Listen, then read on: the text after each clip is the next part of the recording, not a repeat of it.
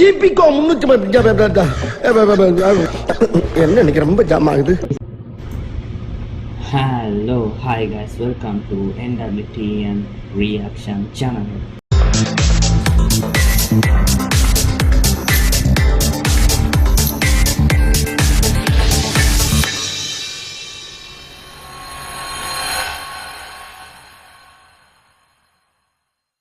So இன்னும் என்ன பார்க்க போகிறோம் அப்படின்னு சொன்னால் வந்து நம்ம ரீசெண்டாக போட்ட வீடியோக்கு வந்து ஒரு கமெண்ட் வந்துருந்துச்சு. போட்ட ஃபஸ்ட் வீடியோக்கு ஆஃப்டர் லாங் டைம் பாரு, தேங்க்ஸ் சப்ஸ்கிரைபர்ஸ். ஸோ இதே மாதிரி நிறைய வீடியோஸ் வந்து என்னை மோட்டிவேட் பண்ணிகிட்டு இருங்க. இதே மாதிரி நிறைய வீடியோஸ் வந்து எனக்கு வந்து போட சொல்லுவாங்க. நான் கரெக்டாக வந்து போட்டுருந்த மாதிரி வீடியோஸ். ஸோ அவர் வந்து எனக்கு சஜஸ்ட் பண்ணியிருந்தாரு. சினிமா டிக்கெட்டில் வந்து நம்ம வந்து ரீசெண்டாக வந்து யாராவது போனால் நம்மளை வந்து பாக்யராஜ் சார், ஸோ அவங்கள பற்றி வந்து ஒரு வீடியோ ஒன்று வந்துருக்குது அப்படின்ற மாதிரி. ஸோ எல்லாருக்கும் இந்த நியூஸ் தெரியுமா இருக்கும். ஸோ ரீசெண்டாக வந்து ஒரு பெரிய ஒரு நியூஸ் அதுதான் வந்து. So we miss you Bhagyaraj sir. So இவங்களோட நிறைய படங்கள் நான் பார்த்துருக்கோம். ஒரு அந்த நேரம் நிறைய கேடிவிஸில் சன் டிவிஸில் வந்து இவர் நிறைய படம் வந்து தொடர்ந்து போய்கிட்டே இருக்கும்னு பார்த்துருப்போம். அப்படியே இருந்தாலும் இப்போ ரீசெண்டாக வந்து நிறைய படங்கள்லேயே வந்து அவர் வந்து நடிச்சிருப்பார், ஒரு சின்ன படங்களை. ஸோ அதே நம்ம பார்த்துருப்போம். ஸோ அது மட்டும் இல்லாமல் வந்து அவரை பற்றி நிறைய அந்த ஸ்க்ரீன் பிளே, டைரக்ஷன்ஸ் அந்த மாதிரி நிறைய கேள்விப்பட்டிருக்கோம். ஸோ இதெல்லாம் நிறைய இன்னொரு விஷயங்கள் வந்து சினிமா டிக்கெட்டில் வந்து இன்ஃபார்ம் பண்ணியிருக்கோம் அப்படின்னா போட்டிருக்காரு. நிறைய விஷயங்களை பற்றி போட்டிருக்காரு. ஸோ சினிமா டிக்கெட் வந்து தெரியாதவங்களுக்கு நான் ஒரு சின்ன இன்ட்ரோ. சினிமா டிக்கெட் வந்து ஒரு சேனல். அந்த சேனலில் வந்து நிறைய வந்து இந்த மாதிரி ஹிடன் திங்ஸ் நம்மெல்லாம் வந்து பார்க்காம இதெல்லாம் இவராக பண்ணியிருக்குது, இவராக செஞ்சுருக்குது, இவராக அப்படின்ற மாதிரிக்கு வந்து நிறையா வீடியோஸ் வந்து நம்ம சேனல்லே வந்து போட்டிருக்கோம். நான் வந்து மேலே கார்டில் தரேன். அப்படி இல்லைன்னா வந்து என் சேனலில் போய்ட்டு சினிமா டிக்கெட்னு அடித்தாலே வந்து நிறைய வரும், நிறைய பண்ணியிருப்பேன். ஸோ அந்த மாதிரி தான் ஒரு வீடியோ வந்து நம்மளோட சப்ஸ்கிரைபர் ஒருத்தர் வந்து சஜஸ்ட் பண்ணியிருந்தார். எஸ், வந்து இதுக்கு முன்னுக்கு அவர் தான் நிறைய வீடியோங்க சஜஸ்ட் பண்ணிக்கிட்டு இருக்காரு. அதே மாதிரி லாஸ்ட்டாக ஆஃப்டர் லாங் டைமுக்கு பிறகு ஒரு 6-5 மந்த்துக்கு பிறகு நான் போட்ட ஒரு ஃபர்ஸ்ட் வீடியோ, லாங் வந்து ஒரு இன்டர்வலுக்கு பிறகு வந்து ஒரு போட்ட ஒரு வீடியோவுக்கு வந்து அதுக்கே வந்து ஒரு கமெண்ட் போட்டிருந்தாரு, ஏ ப்ரோ கான் அப்படின்ற மாதிரிக்க. ஸோ அது நான் அதுக்கு கீழே கமெண்ட் போட்டிருக்காருக்கு. இனிமேல் தொடர்ந்து வீடியோ வந்துக்கிட்டு இருக்கும் அப்படின்ற மாதிரிக்க. அடுத்த வீடியோ வந்து பிஆர் வந்து அடுத்த எடிட்டிங்கில் இருந்தாலும் நீங்கள் கேட்ட வீடியோ, இந்த வீடியோ நான் ரியாக்ட் பண்ணி போட்டுறேன்டா அப்படின்ற மாதிரிக்க. அந்த வீடியோக்கு பிறகு மற்ற வீடியோ எடிட் பண்ணி போடுவோம் அப்படின்ற மாதிரிக்க. ஸோ உங்களோட வீடியோ அந்த வீடியோக்கு அப்புறம் இப்போ இனிமேல் அப்டேட் ஆகும், அப்லோட் ஆகும். ஸோ அந்த வீடியோ என்ன வீடியோன்னு சொன்னால், நீங்கள் கேட்ட அந்த பாக்யராஜ் சார் பற்றி நான் வந்து ஒரு ஃபுல் என்டையர் அந்த வீடியோ இன்ஃபர்மேஷன் கொடுத்த வந்து நம்மளோட சினிமா டிக்கெட்டில். ஸோ அவர் கொடுத்த மாதிரிக்க, அவர் சொன்ன மாதிரிக்க வந்து கட்டாயம் வந்து இப்போ அந்த வீடியோ தான் ரியாக்ட் பண்ணிக்கிட்டு இருக்கோம். ஸோ இந்த மாதிரி உங்களுக்கு வேணும் அப்படின்னு சொன்னால் நீங்களும் என் பேர் எனக்கு சஜஸ்ட் பண்ணுங்கள். என்ன வீடியோ நான் ரியாக்ட் பண்ணணும் அப்படின்ற மாதிரிக்க, நான் என்ன மாதிரி வீடியோஸ் வந்து ரியாக்ட் பண்ணணும், எந்த வீடியோ ஒரு ரீலாக இருக்கலாம், சேலஞ்சஸாக இருக்கலாம், நிறைய சேலஞ்சஸ் தாங்க. ஸோ இந்த மாதிரி பண்ணுங்க அப்படின்ற மாதிரிக்க. சேலஞ்சஸாக இருக்கலாம், இப்போ வீடியோஸ் எந்த மாதிரி அப்படின்ற மாதிரிக்க நீங்கள் எனக்கு தாங்க. நான் அந்த வீடியோஸ் வந்து கட்டாயம் வந்து ரியாக்ட் பண்ணி நான் போடுறேன். இப்போ அவர் சொன்ன அந்த சினிமா டிக்கெட்டில் இருக்க பாக்யராஜ் சார்ட வந்து ஹிடன் இன்ஃபர்மேஷன் திங்ஸ் அப்படின்னு தான் இருக்குது அப்படின்ற மாதிரிக்க. எங்களுக்கும் தெரியாத நிறைய விஷயங்கள் அதில் இருக்கும். வாங்க ஒன்று ஒன்றா போய்ட்டு பார்ப்போம். ஒவ்வொரு ரிவீல் பண்ணும்போது எங்களுக்கே ஷாக்கிங்காக இருக்கும் அப்படின்ற மாதிரி. ஸோ வாங்க போய்ட்டு பார்த்துட்டு வருவோம் என்னம்மா எப்படி இருக்க போகுது அப்படின்ற மாதிரிக்கு அந்த வீடியோ. ஸோ வெயிட் பண்ணிக்கிட்டு நம்ம வீடியோ பார்த்துட்டு வர இந்த வீடியோ எப்படி இருக்கு சொல்லி லெட்ஸ்.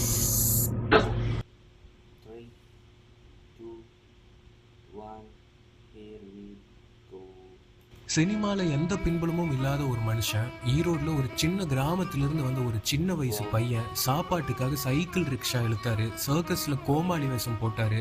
அதே மனுஷன் தான் பின்னால தமிழ் சினிமாவோட கிங் ஆஃப் ஸ்கிரீன் பிளேன்னு இன்னைக்கு வரைக்கும் சொல்லப்படுறாரு. அப்படிப்பட்ட ஒரு மாபெரும் கலைஞர் கே பாக்யராஜ் இன்னைக்கு நம்மளை விட்டு பிரிஞ்சு போயிருக்காரு. அவரோட தவிர்க்கவே முடியாத அந்த ஜேர்னி தான் இந்த வீடியோவில் பார்க்க போகிறோம்.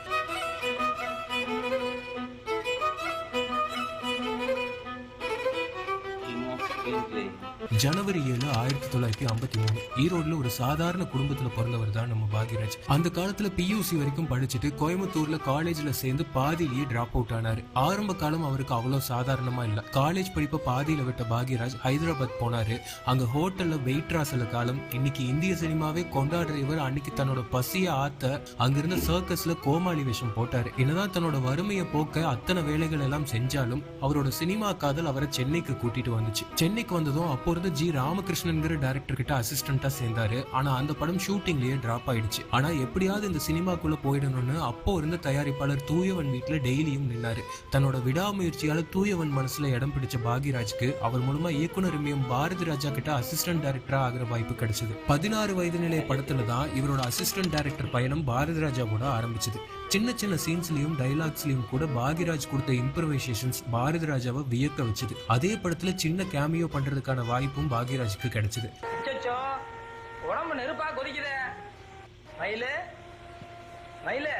பாக்யராஜ் ஸ்பான்டேனியஸா டைலாக் சொல்றதும் சீன்ஸ் எழுதுற திறமையும் பார்த்து பாரதி ராஜா அவரோட அடுத்தடுத்த படங்களான கிழக்கே போகும் ரயில், டிக் டிக் டிக் படங்களுக்கு ஸ்கிரிப்ட்ல கூட ஒர்க் பண்ற வாய்ப்பே கொடுத்தாரு.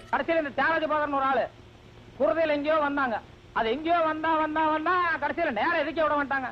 இது என்ன அர்த்தம்? காசு கொடுத்து போட்டு குருதை மேலோட்ட வரணும் எந்த இஷ்டங்க? கேட்கவே வேணாம். இன்னைக்கு வரைக்கும் தமிழ் சினிமாவோட மிக முக்கியமான படங்கள்ல இந்த 2 படங்களுமே இருக்கு. அதுக்கு பாக்யராஜோட ஸ்கிரீன் ரேட்டிங்கும் one of the main reason. மத்தவங்களுக்காக போலித்தனமா வாழறதை விட தனக்காக மனசாட்சிப்படி வாழறதுதான் நல்லது. நீ மாடலிங்ல மட்டும் இல்ல, வாழ்க்கையிலையும் வித்தியாசமாக இருக்கு. I like you. கமல்ஹாசனோட டைம்லெஸ் கிளாசிக் சிகப்பு ரோஜாக்களோட வசனகர்த்தாவும் நம்ம பாக்யராஜ் தான். எனக்கு ரொம்ப நாளா லைஃப்ல ஒரு ஆசை, ஒரு ஹோட்டல், அதுல ஒரு சின்ன ஏசி ரூம், என்ன மாதிரி ஒரு 10 சர்வெண்ட், நான் முதலாளியா இருக்கணுங்கிற ஒரு ஆசை.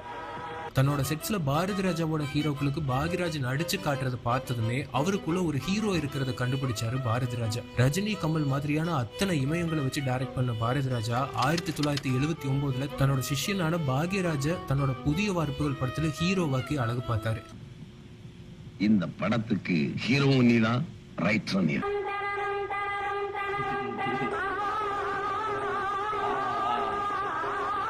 பாக்யராஜ்ங்கிற ஒரு கலைஞன் ஆன் ஸ்கிரீன்ல ஒரு படம் முழுக்க வந்து முதல் படத்திலேயே புதிய வார்ப்புகள் மூலமா மக்கள் மனசுல இடமும் பிடிச்சாரு. ஹீரோ மட்டும் இல்லாம இதே படத்துக்கு ஸ்கிரீன் பிளேவும் பாக்யராஜ் தான். இந்த ஹீரோக்கு இதுதான் முதல் படம்னு யாராலையுமே நம்ப முடியாது. அப்படி ஒரு யதார்த்தமான பெர்ஃபார்மன்ஸ் இந்த படத்துல பாக்யராஜ் கொடுத்திருப்பாரு. கதை புத்தகம் படிக்கிற பழக்கம் உண்டா? சினிமா பாக்குற பழக்கம் உண்டா? இப்ப நான் உன்னை எதுக்காக வரைச்சேன்னா தெரியுமா? நீங்க வாங்க சொன்னீங்க, நான் வந்தேன். வில்லனா அறிமுகமாகி பின்னாடி ஹீரோவானவங்க மத்தியில ஹீரோவா அறிமுகமான பாக்யராஜ் அடுத்த சில மாசங்கள்லயே வில்லனா கன்னி பருவத்திலேங்கிற படத்துல வந்து மிரட்டி விட்டாரு. இந்த படத்துக்கும் ஸ்கிரீன் பிளே பாக்யராஜ் தான். காசி வழியா ஓடும்போதுதான் கங்கைக்கு பேரு தீர்த்தம். கடல்ல சேர்ந்துட்டா அதுவும் உப்பு தண்ணி தான். முதல்ல வெளியே போ. இப்ப போறேன், மறுபடியும் எப்ப சொல்றேன்.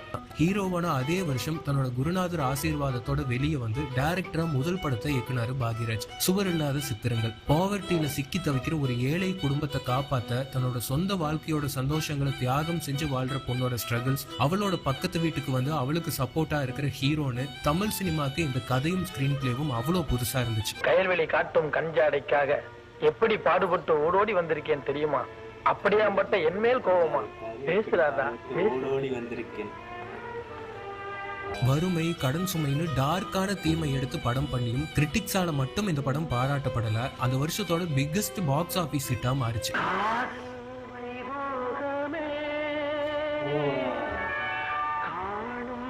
அடுத்தடுத்து ஹீரோவா அவர் நடிச்ச நிறைய படங்களுக்கும் பாக்யராஜே ஸ்கிரீன் பிளே பண்ணாரு. சினிமால ஃபைட் பண்ற யதார்த்தத்தை தாண்டின ஹீரோக்கள் மத்தியில நம்மள ஒரு பையன்கிற இமேஜ்ல மக்கள் மனசுல நீங்காத இடம் பிடிக்க ஆரம்பிச்சாரு பாக்யராஜ். ஸ்கிரீன் பிளேல இவர் தொட்ட ஒவ்வொரு படமும் தமிழ் சினிமாவுக்கு புதுமையான கதைகளா இருந்துச்சு. ஒரே நேரத்துல 2 கல்யாணம் பண்ணி அதை சமாளிக்க அவர் படுற பாட்டை காட்டின பாமா ருக்மணி எல்லாம் தியேட்டர்களை திருவிழா கோலம் ஆக்குச்சு. பகல் பொழுதுல பாமா ஆத்துக்கு போயிடு, ராத்திரி பொழுதுல ருக்மணி ஆத்துக்கு போயிடு. எப்படி வேற வேலை வெட்டிக்கே போவனாங்கறியா? ஓஹோ, அது ஒண்ணு இருக்கோ. சினிமாக்குள்ள காலடி எடுத்து வச்சு தன்னோட திறமையை மட்டும் நம்பி ஷார்ட் பீரியட்ல தமிழ் சினிமாவோட முக்கியமான டைரக்டரா மாறின பாக்யராஜோட அடுத்த அவதாரம் ஆடியன்ஸை மட்டும் இல்ல சினிமாக்குள்ள இருக்கிறவங்களையே அதிர வச்சது. 1980 வந்து ஒரு கை ஓசைங்கிற படத்துல கதை, திரைக்கதை, வசனம், இயக்கம், தயாரிப்புன்னு அத்தனையும் அவரே எடுத்து பண்ணினதோட ஹீரோவாவும் நடிச்சாரு. இந்த படத்துல வாய் பேச முடியாதவரா நடிச்சிருப்பாரு. அந்த வாத்து மாதிரி நீங்களும் ட்ரெயின் வராத ட்ராக்ல தலையை கொடுத்தீங்க, தண்ணி இல்லாத கிணத்துல கல்ல கட்டிக்கிட்டு குதிச்சீங்க. இப்ப சொல்லுங்க, நீங்களும் வாத்தும் ஒண்ணுன்னு நான் சொன்னது சரிதானே? டைரக்டர் பாக்யராஜ்க்கு மிகப்பெரிய பிரேக் கொடுத்தது மௌன கீதங்கள். கல்யாணத்துக்கு அப்புறம் வர ஒரு எக்ஸ்ட்ரா மேரிட்டல் அஃபேர்னால பிரிஞ்சு போற ஒரு ஹஸ்பண்ட் அண்ட் ஒய்ஃப் பல வருஷத்துக்கு அப்புறம் திடீர்னு மீட் பண்றாங்க. அதுக்கப்புறம் அவங்க வாழ்க்கையில நடக்கிற திருப்பங்கள் தான் இந்த படத்தோட கதை. அவளை ஒருத்தன் தொட்டிருந்தா அவனையும் எரிச்சிருப்பான், அவளையும் எரிஞ்சிருப்பான். குடும்ப உறவுகளுக்குள்ள இருக்கிற சிக்கலான சைக்காலஜிய ரொம்ப யதார்த்தமாவும் அதே சமயம் பயங்கர என்டர்டெய்னிங்காவும் பாக்யராஜ் இந்த படத்துல சொல்லியிருப்பாரு. நீங்க மேனேஜர், பேச்சுவார்த்தைகள் அந்த எல்லைக்குள்ள இருந்தா நாகரிகமா இருக்கும், இல்ல நான் கொஞ்சம் அநாகரிகமா நடக்க வேண்டியிருக்கும். இந்த படத்தோட ஸ்கிரீன் பிளே டிசைன் மொத்த இந்திய சினிமாவையே வியக்க வச்சது. இதோட அசுர வெற்றியால ஹிந்தி, தெலுங்கு, கன்னடம், மலையாளம்னு பல லாங்குவேஜஸ்ல இந்த படம் ரீமேக் ஆச்சு. ரிலீஸ் ஆன எல்லா லாங்குவேஜ்லயுமே மெகா ஹிட் ஆச்சு. தமிழ்நாட்டில் இருக்கிற ஒவ்வொரு குடும்ப தலைவிகளும் பெண் ரசிகைகளும் பாக்யராஜா அவங்களோட சொந்த வீட்டு பிள்ளையா நினைச்சு தத்தெடுத்து கொண்டாடினாங்க. ஒரு டைரக்டர் ஒரு வருஷத்துல இப்படி பேன் இந்தியா லெவல்ல ஹிட் கொடுக்கறதெல்லாம் சாதாரணமான விஷயமே இல்ல. ஆனா பாக்யராஜ் இதே வருஷத்துல மௌன கீதங்களை தொடர்ந்து இன்னும் 3 படங்கள்ல நடிச்சு டைரக்டும் பண்ணினாரு. அதுல ஒண்ணு இன்று போய் நாளை வா. தங்களோட தெருவுக்கு புதுசா கூடி வர ஒரு அழகான பொண்ணு கரெக்ட் பண்ண 3 வெட்டி பசங்க பண்ற சேட்டைகளை காமெடி கலந்து அவ்வளவு எங்கேஜிங்கா இந்த படத்துல பண்ணிருப்பாரு பாக்யராஜ். உனக்கு சாமர்த்தியம் இருந்தா நீ பாரு, எனக்கு சாமர்த்தியம் இருந்தா நான் பாக்குறேன். கிளம்புங்க. நீதான் இதுக்கு நீதிபதி, என்ன சொல்றேன்? சாரி பிரதர், நானும் இந்த கோதாவில குதிக்கிறதா முடிவு பண்ணிட்டேன். இன்னைக்கு வரைக்குமே டைம்லெஸ் படமா இருக்கு இது. இந்த படத்தோட காமெடி ட்ராக் எந்த அளவுக்கு ஸ்ட்ராங்னா இது தெலுங்குல ராதா கல்யாணம்னு ரீமேக் பண்ணாங்க. ஏன் நம்ம மாடர்ன் தமிழ் சினிமால கூட இந்த கதையோட இன்ஸ்பிரேஷன்ல நிறைய காமெடி படங்கள் வந்துகிட்டே தான் இருக்கு. மாட்டேன்னு சொல்லிட்டோமே, இப்ப அடுத்தவங்க வீட்டுக்கு ரேஷன் வாங்குறத பார்த்தா அப்பன் தோட உரிச்சிருவானே. படத்துல வர அந்த ரகுதாதா காமெடி, ஜன்னல் வழியா பண்ற லவ் சீன்ஸ், அப்புறம் பாக்யராஜ் பேசுற அந்த ஸ்லாங், இது எல்லாம் மீன்ஸே இல்லாத அந்த காலத்திலேயே மக்கள் டெய்லி லைஃப்ல பேசி பயங்கரமா ட்ரெண்ட் ஆக்குனாங்க. நீங்க 5 மணிக்கு வர சொன்னீங்க, நான் 2 மணிக்கே இங்க வந்துட்டேன். நீங்க 5 மணிக்கு வர சொன்னீங்க, உங்க வார்த்தையை மீறக்கூடாதுன்னு தான் கரெக்டா 5 மணிக்கு வந்தேன். காலையில இருந்தே நான் இங்கதாங்க இருக்கேன். இதே வருஷம் வந்த அடுத்த படம் இதுக்கு கம்ப்ளீட்டா நேர்மாறா ஒரு மொரட்டு த்ரில்லர் படம் விடியும் வரை காத்திரு. அது வரைக்கும் பாக்யராஜ் ஒரு சென்டிமெண்ட் இல்லனா காமெடி இயக்குனரா மட்டுமே பார்த்த தமிழ் சினிமாக்கு இந்த படம் ஒரு மிகப்பெரிய சர்ப்ரைஸ் த்ரில்லரா அமைஞ்சு பாக்ஸ் ஆபீஸ்ல சூப்பர் ஹிட் ஆச்சு. நாளைக்கு நைட் சரியா 9:30 மணிக்கு ரம்யா கிட்ட சொல்லி சத்யாவுக்கு போன் பண்ண சொல்ல போறேன். அந்த போன் அட்டன் பண்றதுக்காக சத்யா இந்த கண்ணாடி ஜன்னல் கிட்ட வருவா. அப்ப நான் இதே இடத்துல இருந்து அவளை ஷூட் பண்ண போறேன். இந்த படத்தோட சீட்டேஜ் ஸ்கிரீன் பிளே பாலிவுட் வரைக்கும் பேசப்பட்டு ஹிந்தில கனூன் கியா கரேகானோ, மலையாளத்துல இதோ இன்னும் முதல்னு ரீமேக் பண்ணப்பட்டு அங்கேயும் பெரிய ஹிட் ஆச்சு. നാളെ രാത്രി 9:05 ഉള്ള ട്രെയിനിന് ഞാൻ ഊട്ടിയിൽ നിന്ന് മേട്ടുപ്പാളയത്തേക്ക് പുറപ്പെടുമെന്ന് വർമ്മയോടും രാധയോടും ഞാൻ പറയും. കറക്റ്റ് 9:30 രാധയെ വെടിവെച്ച് കൊല്ലുകയും ചെയ്യും. படத்துல பெரிய ஸ்டன்ஸ், ஆக்ஷன் சீன்ஸ் எதுவுமே இருக்காது. ஒரு த்ரில்லர் கதையை வெறும் மைண்ட் கேமாலையும் புத்திசாலித்தனமான ஸ்கிரீன் பிளே மட்டுமே வச்சு நகர்த்தினதால பாக்யராஜோட ஸ்கிரீன் பிளே இன்டெலிஜென்ஸை கொண்டாடி தீர்த்தாங்க மக்கள். சாதாரண வேலைக்காரனை மர்டர் பண்றதுல யாருக்கு என்ன உபயோகம் இருக்க முடியும்? அதையே வேற மாதிரி திங்க் பண்ணி பாரு.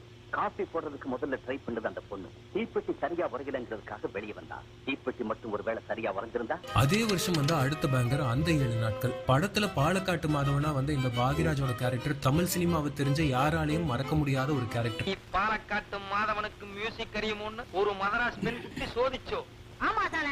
எடோ கோபி ஞாங்கி போல் வாசிக்கும் ஒரு நாடகத்தில் பெண்குட்டி மதிமயங்கி இவனை வரணும். தமிழ் சினிமாவோட மிகச்சிறந்த ஸ்கிரீன் பிளேல ஒன்னா இந்த படத்தை கிரிட்டிக்ஸால ஏகமனதா கொண்டாடப்பட்டு பாக்ஸ் ஆபீஸ்லயும் வசூலுக்கு மிகப்பெரிய சக்சஸ் ஆன படம் இது. நான் வாத்து என்கிட்ட சொல்லி புண்ணியம் இல்ல அப்படின்னு பாடுங்க. நான் வாத்து என்கிட்ட சொல்லி புண்ணியம் இல்ல, நான் வாத்து. தமிழ் சினிமா அது வரைக்கும் பார்க்காத ஒரு முற்போக்கான, அதே சமயம் நம்ம கல்ச்சரை மீறாத ஒரு எமோஷனல் கிளைமேக்ஸ பாக்யராஜ் இந்த படத்துல கொடுத்திருந்தாரு. எந்த காதலி உங்களுக்கு மனைவி ஆயிட்டு வரும், ஆனால் உங்கள் மனைவி எனக்கு காதலி ஆயிட்டு வராது. சரி, நீங்கள் பறஞ்ச கதைக்கு கிளைமேக்ஸே கரெக்ட். இது கொஞ்சம் ஓல்டு கிளைமேக்ஸ் தான், பட் கோல்டு.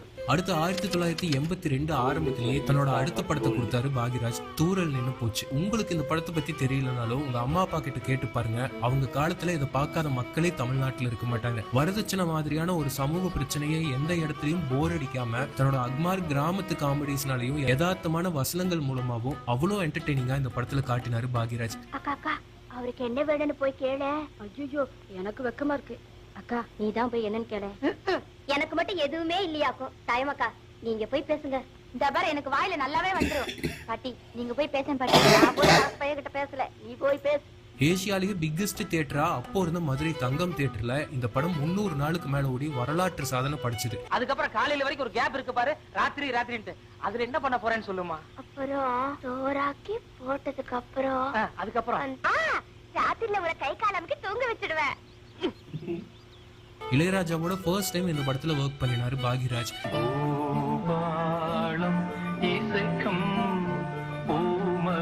இந்த படத்தோட சாங்ஸ் எல்லாம் இன்னைக்கும் காலம் கடந்து எல்லாரோட பிளேலிஸ்ட்லயும் ரூல் பண்ணிட்டு இருக்கு.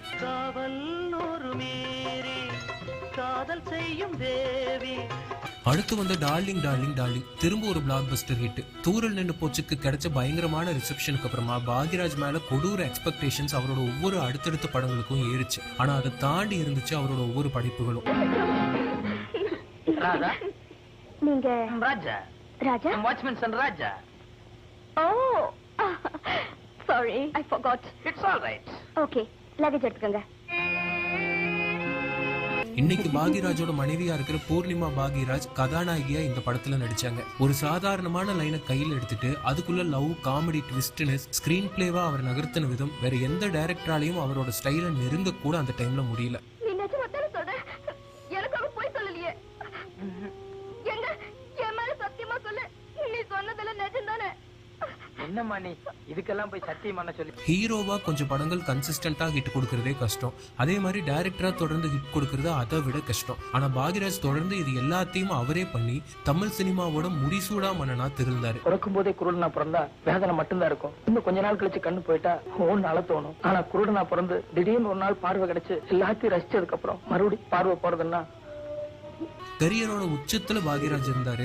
அப்படி இருக்கிறவங்க யாருக்குமே ஒரு சின்ன சர்க்கிள் வரும். ஆனா பாக்யராஜ் உச்சத்தின் உச்சத்துக்கே போனாரு. அவரோட அடுத்த படம் முந்தானை முடிச்சு மூலம். படத்துல வந்து இந்த முருங்கைக்காய் சீன் பாப் கல்ச்சர்ல இன்னைக்கு வரைக்கும் அழிக்க முடியாத குறியீடா மாறி இருக்கு. உன் பக்கத்துல தானே படுத்துட்டு இருக்கு, எழுந்து சாட்ட. என்னால இப்ப எந்திரிக்க முடியாது. ஏன்? என்னால எந்திரிக்க முடியாது. சரி, அப்படி படுத்துக்கிட்டாவது ஒரு பாட்டு சொல்லு, குழந்தை தூங்குமில்ல. சினிமால வழக்கமா ஹீரோ தான் ஹீரோயினை ஏமாத்துவாங்க, இல்லைன்னா வில்லன் கிட்ட இருந்து காப்பாத்தி தாலி கட்டுவாங்க. ஆனா இந்த படத்துல ஹீரோயின் ஊர்வசி ஒரு மிகப்பெரிய பொய்ய சொல்லி பஞ்சாயத்தை கூட்டி பாக்யராஜ் கட்டாயப்படுத்தி தாலி கட்ட வைப்பாங்க. இந்த இடத்துல ஹீரோயின் மேல மக்களுக்கு கோபம் வந்திருக்கணும். ஆனா பாக்யராஜ் ஊர்வசி கேரக்டரை அப்படி ரசிக்கும்படியாவும் ஒரு ஜென்யூனான லவ்வோட இருக்கிற மாதிரியும் டிசைன் பண்ணிருப்பாரு. இதனால அந்த தாலி கட்டுற சீன் அப்போ தியேட்டரே கை தட்டி ரசிச்சாங்க. தமிழ்ல நெஞ்சுதான் குருவு இருக்கும், உனக்கு என்னடி வந்தது? போ.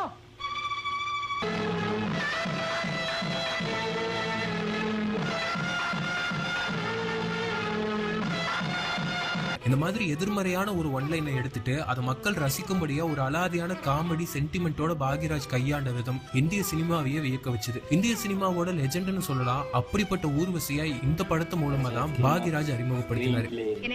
வீட்டுக்கு போய் எங்க அப்பா கிட்ட ஒரு வார்த்தை சொல்லிட்டு வந்துட்டு வா. பைத்தியமா ரோடு பூரா உளறிட்டு இருக்காத நட. ஆடியன்ஸோட பல்ஸ் என்ன அப்படிங்கறத பக்காவா ப்ரெடிக்ட் பண்ணி சீனுக்கு சீன் சுவாரஸ்யத்தை கூட்டிட்டே போறதுதான் பாக்யராஜோட அந்த ஸ்கிரீன் பிளே இன்டெலிஜென்ஸ். இந்த நேரத்துல போய் எங்க அம்மா கிட்ட உங்க பொண்ணு வாந்தி எடுக்குதுன்னா என்ன நினைப்பாங்க? நான் உண்டா இருக்கேன்னு நினைக்க மாட்டாங்க.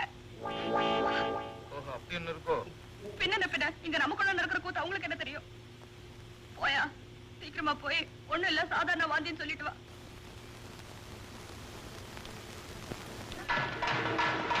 த்ரிலோக் சந்தர், SP முத்துராமன் மாதிரி இமயங்களை மட்டுமே வச்சு படம் பண்ணிட்டு இருந்த ஏவிஎம் ப்ரொடக்ஷன்ஸ் முதல்ல ஒரு சின்ன பையன் பாக்யராஜை நம்பி இந்த படத்தை பண்ணினாங்க. தமிழ் சினிமா வரலாற்றுல அது வரைக்கும் இருந்த பல சாதனையை இந்த படம் முறியடிச்சது.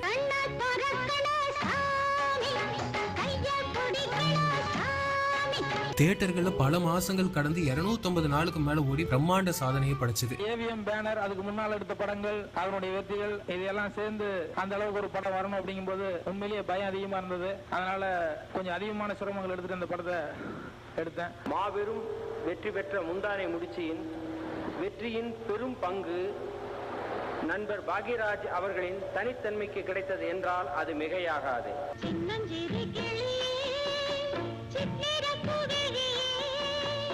இந்த படத்தோட வெற்றி விழால அப்பு முதலமைச்சரா இருந்த எம்ஜிஆர் கலந்துகிட்டு தன்னோட கலை வாரிசா பாக்யராஜ் சொன்னது அவரோட வாழ்க்கையில மிக முக்கியமான ஒரு தருணமா இருந்துச்சு. எம்ஜிஆரை இன்ஸ்பயர் பண்ணி தான் பாக்யராஜ் சினிமாவுக்கே வந்தாரு. அவர் வாயில வந்த அந்த வார்த்தை அவர் சினிமால மேலும் மேலும் ஒரு உச்சத்துக்கு கொண்டு போச்சு.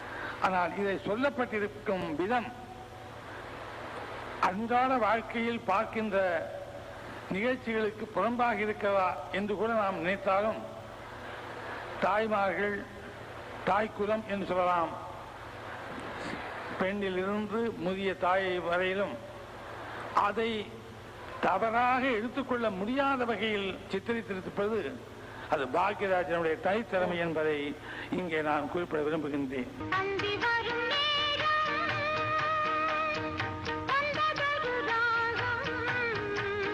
இப்படிப்பட்ட ஒரு இண்டஸ்ட்ரி ஹிட் கொடுத்த பாக்யராஜுக்கு அவரோட அடுத்த படமான தாவணி கனவுகள் மூலமா அவரோட பெரிய கனவு சாத்தியமாச்சு. தன்னோட குருநாதரான பாரதி ராஜாவையும் அவர் சின்ன வயசுல இருந்து வியந்து பார்த்த நடிகர் திலகத்தையும் பாக்யராஜ் டைரக்ஷன்ல நடிக்க வச்சு அழகு பார்த்தாரு.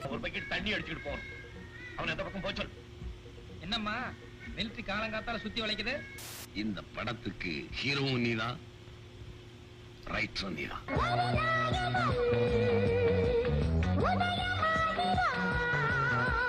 நடிகர் திலகம் சிவாஜி கணேசன் மாதிரி ஒரு ஜாம்பவானை வச்சு படம் டைரக்ட் பண்ணும்போது அவங்களுக்கு கரெக்டான ஸ்கிரீன் ஸ்பேஸ் கொடுத்து பண்றது ரொம்ப முக்கியமான விஷயம். அதை பாக்யராஜ் பெர்ஃபெக்ட்டா பண்ணியிருந்தாரு இந்த படத்துல. என்ன வளர்றேன்? இல்லைங்க, கரெக்டா தாங்க. பாசமுள்ள அம்மா அவர்களுக்கு நடுத்தாப்புல பிரியமுள்ள அன்புள்ள பேரன்பு கொண்ட மகாராஷ்டிரி மிலிட்ரி அவர்களுக்கு எழுதியிருக்கணுமே. அப்படிலாம் எதுவும் இல்லைங்க இதுல. அந்த பக்கம் எழுதியிருக்கானா பாரு. சுப்பிரமணியம் எழுதி கொண்டது மிலிட்ரி வருதுங்க. வரணுமே. பொறுப்பில்லாம சுத்துற ஒரு மிடில் கிளாஸ் பையன் அவனோட குடும்ப பாரத்தை சுமக்கிறதுக்காகவும் தன்னோட 5 தங்கச்சிங்களுக்கு கல்யாணம் பண்ணி வைக்கிறதுக்காகவும் சென்னைக்கு வந்து வேலை தேடி வாழ்க்கையில எப்படி முன்னேறான் அப்படிங்கறத பாசமும் காமெடியும் கலந்து சொல்ற கதை இது. இன்னொரு 50 பைசா வந்துச்சு, தேடுங்க. என்ன அடிக்கடி படம் பார்க்கறதுக்கு இல்ல ஓட்ட பாக்கெட் தேடுங்க. தமிழ்நாட்டில் இருக்கிற ஒவ்வொரு மிடில் கிளாஸ் ஃபேமிலிலையும் தங்களோட ஃபேமிலிக்காக போராடுற இளைஞர்கள் அப்போ அவங்கள தியேட்டர்ல பாக்யராஜாவே பார்த்தாங்க. ஆனா இன்னைக்கு நான் கல்யாணத்துக்கு தேதி குடிச்சிட்டு வந்து நிக்கிறேன். இல்ல அந்த தேதியில பலகாப்பே நடத்திக்கு ரொம்ப இப்படி குடும்பங்கள் கொண்டாடும் படங்களை கொடுத்த பாக்யராஜ் அப்படியே டிராஸ்டிக்கா ஒரு சேஞ்ச் ஆகி அடுத்த படமான ஒரு கைதியின் டைரிக்கு ஆக்ஷன் ட்ரிவன் ஜானர்ல ஒரு ஸ்டோரி எழுதியிருந்தாரு.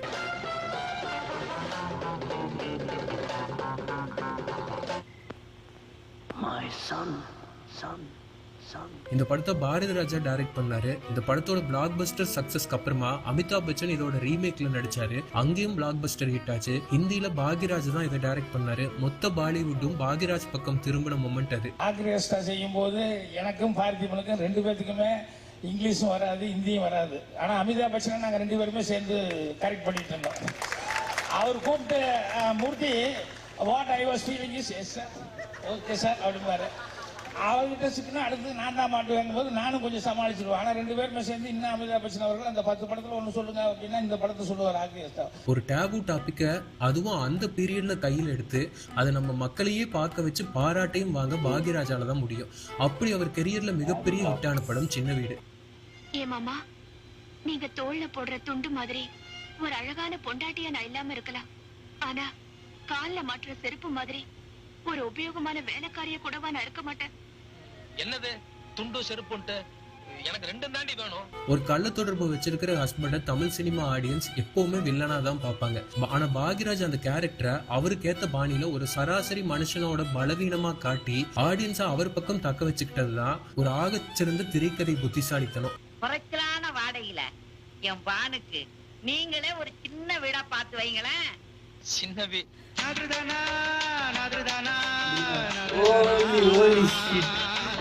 ஊர்வசிய தமிழ் சினிமால அறிமுகப்படுத்தின அதே பாக்யராஜ் அவங்களோட அக்கா கல்பனாவை இந்த படத்து மூலமா அறிமுகப்படுத்தினாரு.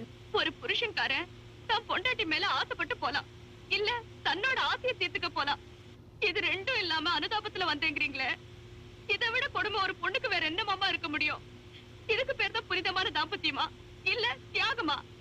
ஓஹோ, தியாகம் இல்லையோ? தொடர்ந்து எங்க சின்ன ராசா மாதிரி அவரோட படங்களுக்கு மட்டும் இல்லாம சாட்டை இல்லாத பம்பரம், பொண்ணு பார்க்க போறேன் மாதிரி படங்களுக்கு இவரோட ஸ்கிரீன் பிளே ரொம்பவே தேவைப்பட்டுச்சு. இசைஞானி இளையராஜாவோட மியூசிக் இல்லாம அந்த பீரியட்ல ஒரு படத்தை ஹிட் பண்ண முடியாதுங்கிற பேச்சு அடிபட்டுச்சு. செஞ்சுட்டா போச்சுன்னு மியூசிக் டைரக்ஷனையும் கையில் எடுத்தாரு பாக்யராஜ். அப்படி அவரோட ஸ்கிரீன் பிளேல வந்து இது நம்ம ஆடு படத்தின் மூலமா மியூசிக் டைரக்டர் அவதாரத்தை எடுத்தாரு பாக்யராஜ். ரொம்ப நாளாக ஒரு நாள் பாக்யராஜ் போன் பண்ணி, நான் மியூசிக் டைரக்டர் ஆயிருக்கிறேன், நீங்க பாட்டு எழுதணும்னா. இது என்னடா விபரீதமா இருக்கேன்னு போனேன். சார் நம்ப மாட்டீங்க, ராப்பகலா சோறு தண்ணி இல்லாம ஹார்மோனியத்தை சென்று 10-12 நாள் கண்ணெல்லாம் வெளியே வந்துருது சார். அதை பயிற்சி அடைஞ்சு 6 படம் எழுதியிருக்கேன் அவர் மியூசிக்ல.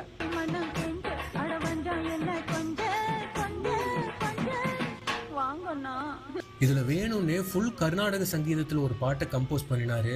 அதுல இப்படி ஒரு வரியும் இருந்துச்சு.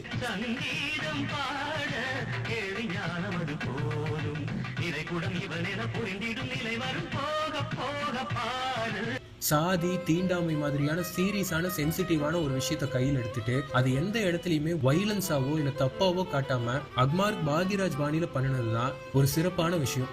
தோப்பனாருக்கு என்ன உத்தியோகம்?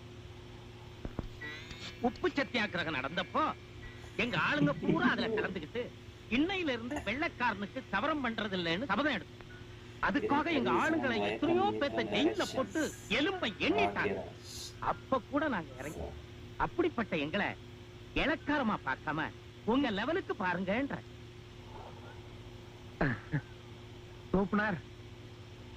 பாக்யராஜோட ஒவ்வொரு படத்திலயும் நடிக்கிற ஹீரோயின்ஸ்க்கு அது அவங்க கெரியர்லயே இன்னொரு படமா மட்டும் இருக்காது, மிக முக்கியமான படமாகவும் அமையும். அப்படி பானுப்பிரியாக்கு ஸ்டேட் அவார்டு வாங்கி கொடுத்த படம் ஆராரோ ஆரிராரோ. உப்பு வாங்கலையோ உப்பு சொல்லிக்கிட்டே போ. உப்பு வாங்கலையோ உப்பு, உப்பு வாங்கலையோ என்ன இல்ல கொஞ்சம் கீழே இறங்கு. ஏன் இல்ல மூட்டையை பிரட்டி போடணும். சினிமால பொதுவா மனநலம் பாதிக்கப்பட்டவங்களை ரொம்ப கொடூரமாவோ இல்ல காமெடியாவோ காட்டுவாங்க. ஆனா பாக்யராஜ் பானுப்பிரியாவோட கேரக்டரை ஒரு குழந்தை மாதிரி டிசைன் பண்ணிருப்பாரு. நடக்கட்டும் ஸ்டூபிட் ஃபெலோஸ், கண்ட்ரி ப்ரூட்ஸ், புத்தி போகுது பாரு. அவர் ஒன்னும் தப்பா சொல்லலையே, வேலை நடக்கட்டும் தானே சொன்னாரு. உனக்கு தெரியாது, அவனுக்கு நடக்கணும்னு சொன்னானுங்கன்னா பல வேலைகளை சொல்லுவானுங்க. அடுத்த பாக்யராஜோட டைரக்ஷன்ல வந்து அவசர போலீஸ் தமிழ் சினிமாவோட இன்னும் ஒரு முக்கியமான படமா அமைஞ்சது. இதுக்கு காரணமும் அவரோட ஸ்கிரீன் பிளே இன்டெலிஜென்ஸ் தான். சின்ன வயசுல ஒரு ட்வின்ஸ் பிரியிறாங்க, ஒருத்தர் பின்னாடி போலீஸா ஆகுறாங்க, இன்னொருத்தர் மாஸ் ஹீரோ. பல ஸ்ட்ரகிள்ஸ்க்கு அப்புறமா கிளைமேக்ஸ்ல எப்படி ஒண்ணு சேர்றாங்க ஒரு சாதாரணமான ஸ்டோரி தான். இதுல ஹைலைட் என்னன்னா, எம்ஜிஆர் அவர் உயிரோடு இருந்தப்போ அப்போ பாதி எடுத்து டிராப் ஆன படத்தோட ஃபுட்டேஜஸ் வச்சு இப்படி ஒரு படம் பண்ணி அவர் இல்லாத காலத்துல அவருக்கு மிகப்பெரிய ட்ரிபியூட் பண்ணியிருந்தாரு பாக்யராஜ். உங்க அப்பாவை பத்தி தெரிஞ்சுக்கிறத விட உங்க மாமாவை பத்தி முதல்ல தெரிஞ்சுக்க. ஏன்னா அவர்தான் நம்ம குடும்பத்துக்கு தெய்வம்.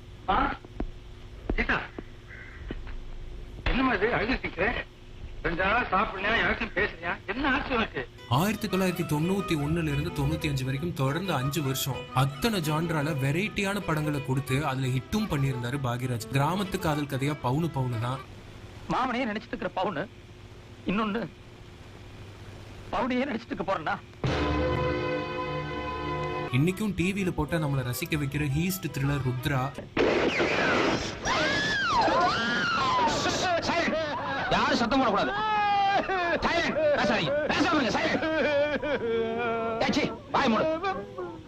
பொம்பளையிலே பேசாம இருக்காங்க. இன்னைக்கும் நிறைய பேர் ரீல்ஸ் எல்லாம் யூஸ் பண்ற அந்த பிஜிஎம்க்கு சொந்தமான ராசுகுட்டின்னு அத்தனை ஹிட்ஸ் கொடுத்திருந்தாரு பாக்யராஜ்.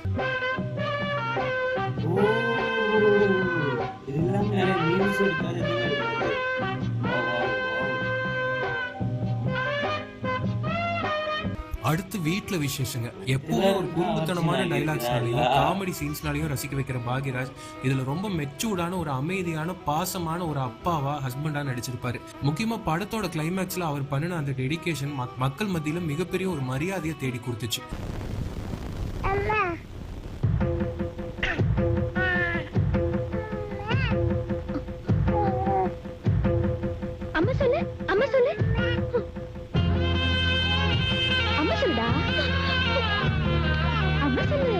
அப்போ வந்து சுந்தரகாண்டம் படமும் பாக்யராஜோட கெரியர்ல முக்கியமான படம். வாத்தியாரா அவர் எடுத்து இந்த படத்துல நடிச்ச ரோலை யாராலையுமே மறக்க முடியாது. படத்துல ஃபர்ஸ்ட் ஹாஃப்ல வர அந்த ஸ்கூல் சீன்ஸ் எல்லாம் மக்களை விழுந்து சிரிக்க வச்சது. அதே நேரத்தில் படத்தோட செகண்ட் ஹாஃப்ல வர அந்த எமோஷனல் சீன்ஸ்ல பாக்யராஜோட மெச்சூர்டான ஆக்டிங் ஆடியன்ஸ் மத்தியில ஒரு பெரிய இம்பாக்ட் கிரியேட் பண்ணிச்சு. முதல் பா ஏய் எந்திரி. என்ன பண்ணிட்டு இருக்க கிளாஸ்ல? நான் என்ன பண்ணேன் சார்? என்ன பண்ணேன்னு பார்த்தனால தான் கேக்குறேன். என்னமோ தெரியல, இவருக்கு என்ன கண்டாலே பிடிக்கிறது இல்ல. தொடர்ந்து அவர் டைரக்ட் பண்ணி மீனாவோட நடிச்ச ஒரு ஊர்ல ஒரு ராஜகுமாரி படமும் வித்தியாசமான ஸ்கிரீன் பிளேக்காக கிரிட்டிக்ஸால நிறைய செலிப்ரேட் பண்ணப்பட்ட படம். புரியாம பேசாத லட்சுமி. நீயும் பிளாட்ஃபாரம், நானும் பிளாட்ஃபாரம். நம்ம 2 பேரும் கல்யாணம் பண்ணிட்டு என்ன பண்றது?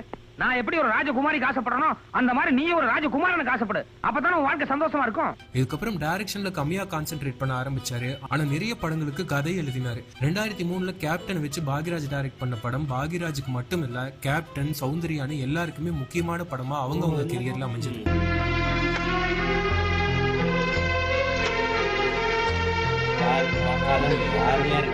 மரகதா, என்ன இது? எல்லாரும் வேடிக்கை பார்த்துட்டு இருக்காங்க. கண்ணத்தோட பாக்யராஜோட படங்கள் மக்கள் மத்தியில இவ்வளவு பெரிய தாக்கத்தை ஏற்படுத்துறதுக்கு இன்னும் ஒரு பெரிய காரணம் அவர் எழுதின டயலாக்ஸ் தான். மிகப்பெரிய தத்துவங்கள், பெரியாரோட கொள்கைகளை எல்லாம் தன்னோட காமெடி வசனங்கள் மூலமா மக்கள் மத்தியில ஈஸியா கொண்டு போய் புகுத்தினாரு. ஞானசம்பந்தர்னு ஒருத்தர் இருந்தாரு. அவர் குழந்தை பிராயத்துல அழுதப்போ தாழ்ந்த ஜாதியை சேர்ந்த ஈஸ்வரி வந்து பால் கொடுத்தா சொல்லுவாங்க. கதையா சொல்லும் போது பக்தி புண்ணியம்னு சொன்னாங்க. ஆனா அதே கண்ணு முன்னாடி நடக்கும்போது தோசம்னு சொல்லி தண்ணி தெளிக்கிறாங்க. குழந்தை முதல்ல அம்மானு தான் கூப்பிடும். பின்னால பெருசாகி அப்புறம் என்னென்னமோ வார்த்தையெல்லாம் பேசாதா. ஆனா நான் ஆட்டாங்கிற ஒரே வார்த்தையில தான் ஆட்டா நின்ன. கட்டி பிடிக்கும் போது ஆம்பளையும் பொம்பளையும் ஒன்னா சேர்ந்தா கட்டி பிடிக்கிறோம். ஆனா கற்புங்கிற கட்டுப்பாடு வரும்போது ஆம்பளை மட்டும் தனியா காணாம போயிடும். என்னைக்கு அந்த கட்டுப்பாட்டுக்குள்ள ஆம்பளை வந்து சேரணும் அன்னைக்கு தான் அந்த பிரச்சனை தீரும். அந்த காலத்துல பாக்யராஜோட படங்களை தியேட்டர்ல போய் பாக்குற கூட்டம் முதல்ல எதிர்பார்த்து போறது அந்த டைட்டில் கார்டு பிளேஸ்மெண்ட் தான். பொதுவா பெரிய ஹீரோஸ் எல்லாம் தங்களுக்கு மாசா பில்டப் கொடுத்து வர சீன்ல டைட்டில் கார்டு பிளேஸ் பண்றது வழக்கம். ஆனா பாக்யராஜோட படங்கள்ல அந்த டைம்ல அதுக்கு நேர்மாறா அவர் செல்ஃப் ட்ரால் பண்ற சீன்கள்ல டைட்டில் கார்டு போட்டு ஒரு புது ட்ரெண்டை கிரியேட் பண்ணாரு. லட்சணமான பையனை கூட்டிட்டு வரதில்ல, கருகருன்னு திஷ்டி போட்டு வச்சாப்புல இருக்கான். இவனை எதுக்கு கூட்டிட்டு வந்த? முழிக்கிற முடிய பாரு, திருட நாட்டம் முழிக்கிறான். போய் இவனை கூட்டு வந்தியப்பா. ஆளு லட்சணத்தையும் பாரு. இவன் கட்ட கட்டுக்கு கழுத்துல மப்பளரு வேற. பசுமாட்ட செனைக்கு விடலான்னு ஓட்டியாந்தேன். 20 ரூபாய் ஆகும். அது என்ன, அது எல்லா பக்கமும் 10 ரூபா தானே வாங்குறாங்க. தரம் இருக்குல்லப்பா.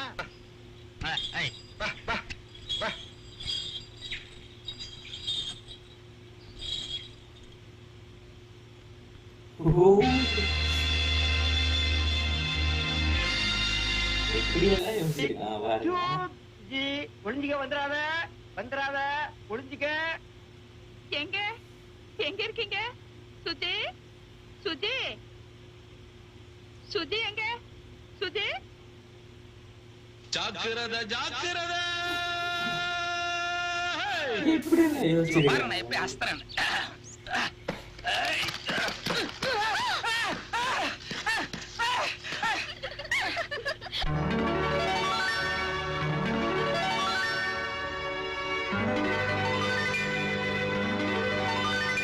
வயசானாலும் ஹீரோவா தான் நடிப்பேன்னு ஒத்த கால நிக்கிற ஹீரோஸ்க்கு மத்தியில இத்தனை சாதனைகளை பண்ண பாக்யராஜ் சப்போர்ட்டிங் ரோல்ஸை கையில எடுத்துட்டு அவர் நடிச்ச எல்லா கேரக்டர்ஸும் அடுத்தடுத்த தலைமுறைகளோட மனசுல நிக்கிற மாதிரி அமைஞ்சது.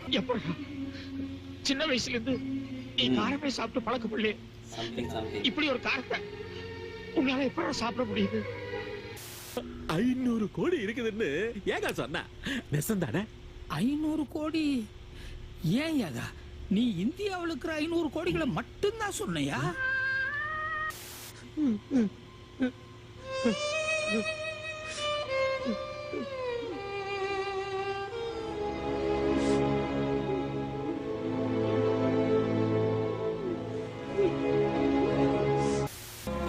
பெத்தவன் ஏன் வைராக்கியத்தை விட, வாழ்க்கை பூரா நிரந்தரமாகவும் கூடுதலாகவும் வர்ற சம்பளத்தை விட, இந்த செம்மண் புழுதியில சிரமப்பட்டுக்கிட்டு சின்னஞ்சிறுசுகளை கரையத்துன்னு நினைக்கிறிய உன் பரந்த மனசுக்கு முன்னால சர்க்கார் உத்தியோகம் தூசுடா. பெத்த அப்பா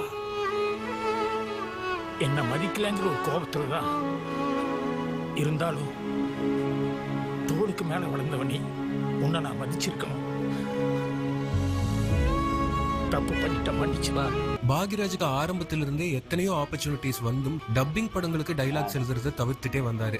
ஆனா சிரஞ்சீவி ரொம்ப கேட்டுக்கிட்டதுக்காக அவங்களோட மகதீரா படத்தோட தமிழ் வெர்ஷனுக்கு பாக்யராஜ் டைலாக்ஸ் எழுதியிருந்தாரு. மகதீரா படத்தோட தமிழ் வெர்ஷன் வெற்றிக்கு பெரிய காரணமா அமைஞ்சது பாக்யராஜோட அந்த டைலாக்ஸ் தான். மன்னருக்காக என் பிராணனையும் அர்ப்பணிப்பேன். ராஜ்யத்திற்காக பிராணமே தரும் வீரனே, உன் மானசீக காதலும் தான். 90ஸ்ல பாக்யாங்கிற ஒரு வீக்லி மேகசின் மூலமா தான் சினிமால மட்டும் இல்ல ஒரு சிறந்த பத்திரிகையாளர், எழுத்தாளர்ங்கிறத நிரூபிச்சாரு. இந்த மேகசின் விகடன் குமுதன் ரேஞ்சுக்கு மக்கள் மத்தியில அப்போ ரொம்ப பிரபலமாச்சு. தொடர்ந்து ரியாலிட்டி ஷோ ஜட்ஜுன்னு ஆல்வேஸ் லைம் லைட்ல இருந்த ஒரு லெஜெண்ட் நம்ம பாக்யராஜ். நான் ஒரு 2 நிமிஷம் ஐயோ அப்படியே ஒரு ரியாக்ஷன் கொடுப்பான் பாரு. ஏன்னா அவனுக்கு வந்து அவன் வெளியே போகணும் விளையாடணுங்கிறதா இருக்குமோ ஒழிய. இவரோட சினிமா வரலாறு இவரோட நிக்கல. Parthiban, Pandiarajan, director V Sekar, lyricist Pa Vijay, ஏன் இந்த ஜெனரேஷன்ல இருக்கிற ராஜு வரைக்கும் இந்த மாதிரியான நிறைய பேர் இவர்கிட்ட அசிஸ்டண்டா இருந்து வந்தவங்க தான். இத்தனை சாதனைகளுக்கு அப்புறம் இந்த வருஷம் ஜான்வரியில சினிமால மிகப்பெரிய ஒரு கம்பேக் டைரக்ஷன் மூலமா ஒரு படமாவும் வெப் சீரிஸாவும் கொடுக்க பிளான் பண்ணியிருந்தாரு பாக்யராஜ். ஆனா காலம் அதுக்கு கை கொடுக்கல. இன்னும் பல சாதனைகளை செய்ய காத்துக்கிட்டு இருந்த ஸ்கிரீன் பிளே லெஜண்ட் பாக்யராஜுக்கு மரணம்ங்கிற ஒரு அதிர்ச்சியை எதிர்பாராத விதமா வந்து நம்ம எல்லார்கிட்டையும் இருந்து பிரிச்சு விட்டுருச்சு. இவர் நம்மளை விட்டு போனாலும் இவரோட படைப்புகள் இன்னும் 100-200 வருஷங்களுக்கு கடந்தும் பொக்கிஷமா இருக்குங்கிறதுல எந்த சந்தேகமும் இல்லை. கிளைமேக்ஸ் சீரியஸாக சொல்லக்கூடாது, கொஞ்சம் சீரியஸாக கொஞ்சம் ஹியூமன் கலந்து சீரியஸ் சொல்லணும். அப்போ தான் கிளைமேக்ஸ் எடுபடும். அது அவங்ககிட்ட தான் நான் கற்றுக்கிட்டேன். அவங்க என்கிட்ட கற்றுக்கிட்டது பாக்யராஜ், அவங்ககிட்ட நான் கற்றுக்கிட்டது என்னுடைய தம்பி பாக்யராஜ் அவர்களே. என்னையா எழுதுறேன் அப்படின்னா 2-3 நிமிஷத்துல மறுபடியும் காருக்குள்ள உட்காந்து எங்கேயோ போய் எடுத்து மறுபடியும் வேற ஒரு பேப்பர் வரும். நாம என்ன நினைச்சோமோ அதை திருப்பி கொண்டாடும். பாக்யராஜ் பேசும்போது சொன்னாரு, நம்ம இந்த படம் பண்ணும்போது சகலவல்ல அவனை காட்டி மிரட்டிக்கிட்டே இருந்தாங்கன்னு. சரி, இப்ப என்ன மிரட்டிட்டு இருப்பாங்க முந்தான முடிச்சு காட்டி காட்டி. என்னுடைய ஃபர்ஸ்ட் டைரக்டர் பாக்யராஜ் சார். அவரை விட ஸ்க்ரீன் பிளே ரைட்டர் சவுத்தில் பார்த்தது the king of screenplay in the late 80s and early 90s. எங்க மாதிரி ஃபில்ம் மேக்கர்ஸ்லாம் நீங்க வந்து பெரிய இன்ஸ்பிரேஷன். திரைக்கதையில மன்னர்கள் அப்படின்னு சொன்னா சலீம் ஜாவேத். அதுக்கப்புறம் டெஃபினெட்லி அதுக்கு ஈக்குவலாக வந்து நான் பாக்யராஜ் அப்படின்னு சொல்றேன். என்னால் முடிஞ்சா என்னோட வாழ்க்கையில இன்னொரு 10 வருஷம் எடுத்து எங்க அப்பாவுக்கு நான் கொடுக்கணும்னு நினைக்கிறேன். ஏன்னா இன்னொரு 10 வருஷத்துக்கோ இன்னும் எவ்வளவு வருஷத்துக்கோ இன்னும் நீங்க நிறைய சினிமா எடுக்கணும், இன்னும் நிறைய கதைகள் வந்து இந்த மக்கள் கிட்ட சொல்லணும்.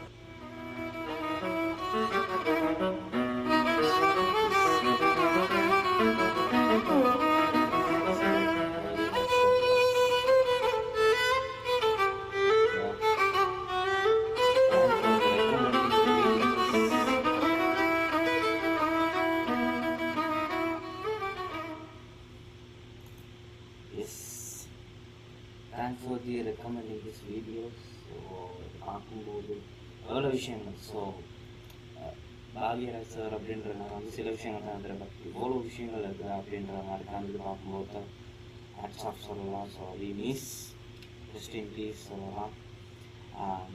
எவ்வளோ விஷயங்கள், எவ்வளோ ஸ்க்ரீன் பிளே, எவ்வளோ டைரக்ஷன்ஸ், எவ்வளோ ஆக்டிங்ஸ், எவ்வளோ ரைட்டிங்ஸ், இவ்வளோ விஷயங்கள் இருக்குது. ஸோ ஃபுல்லாக ஹிடன் விஷயங்கள் தெரியாது. ஸோ உண்மையாக அது ரியாக்ட் பண்ண சொன்னதுக்கு தேங்க்யூ அந்த சப்ஸ்கிரைபருக்கு.